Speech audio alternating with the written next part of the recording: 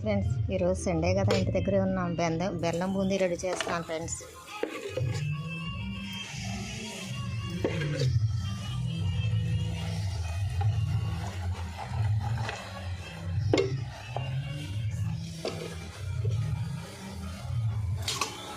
చూడండి, బూందీ ఇలా చక్కగా పొంగింది.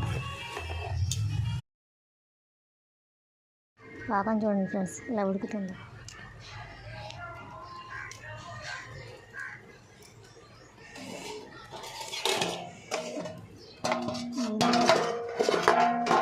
తెగిపోయింది, చాలా బాగా వచ్చింది బూందీ.